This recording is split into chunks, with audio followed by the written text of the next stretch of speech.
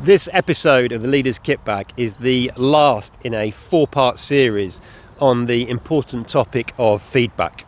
And if you missed the last 3, I will pop a link to them in the notes section so you can go and check them out straight away. Now, feedback really is an important topic for us leaders and managers, and some of the statistics around it really are quite shocking.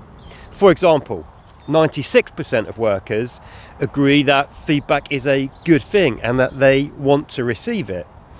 And yet, at the very same time, just 26% of people, according to a Gallup study, feel that the feedback they receive at work actually helps improve their performance. So we need to fix that. And in today's episode of the Leaders Kitbag, we're talking about the timing of feedback. I'm going to share 3 important questions to ask yourself before you launch into sharing some feedback, and 1 super important question to ask the individual before you share that feedback that will set you both up for success.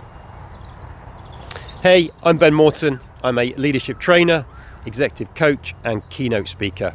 And I specialise in working with business professionals who are moving into more senior leadership roles and who are committed to being the very best leader they can possibly be. So, to the timing of feedback.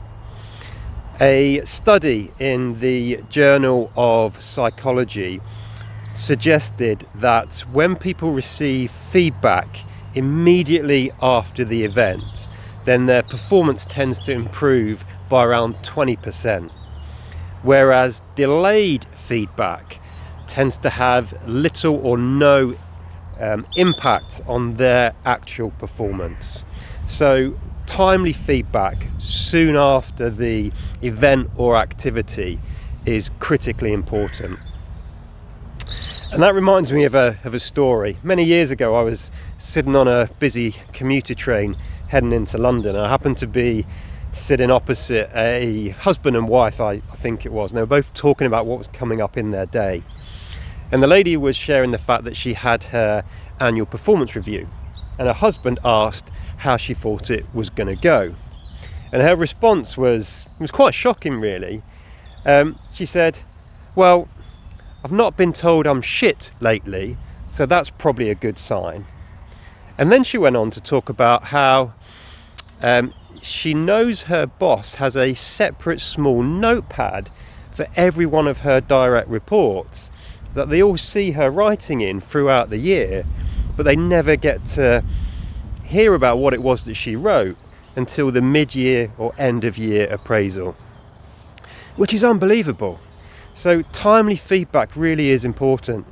And think of it this way: if you've got a new starter in your team and you're heading towards maybe their 3-month appraisal period, is it going to be better for that individual to receive some feedback maybe if the tone of emails they're writing isn't quite right straight away after they've sent 1 or 2, or you save that up for the 3-month probation review where you give them feedback on, 5,000 emails that they've sent in the first 3 months?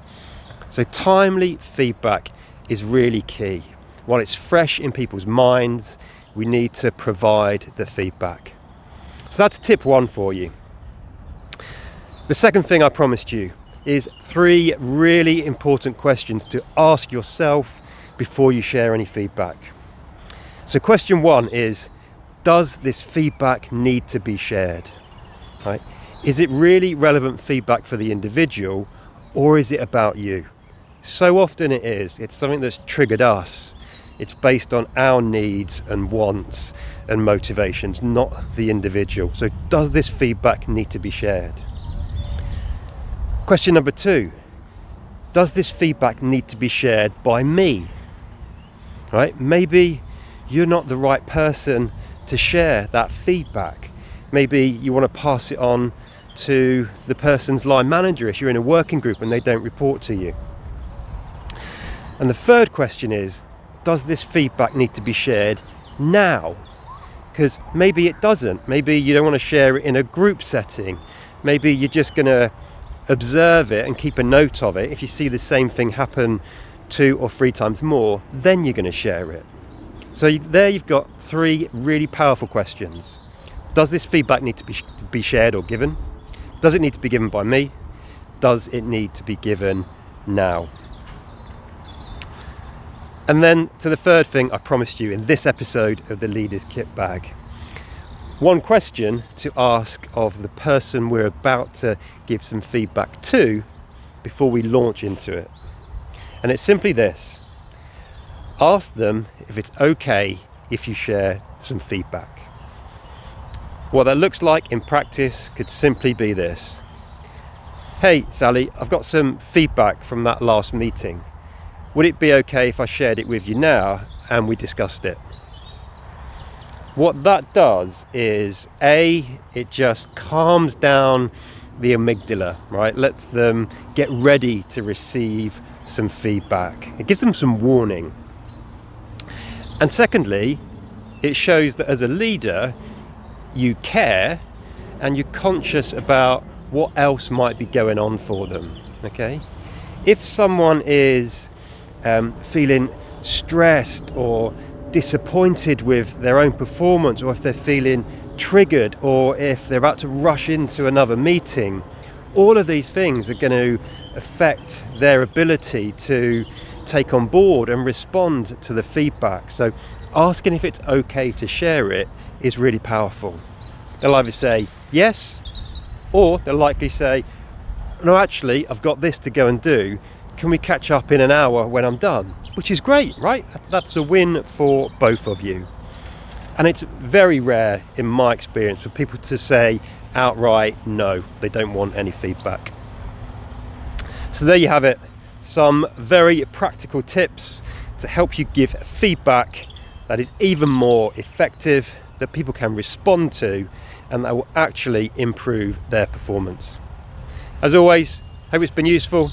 Look after yourself, look after those you've got the privilege and responsibility to lead. And until next time, as always, lead on.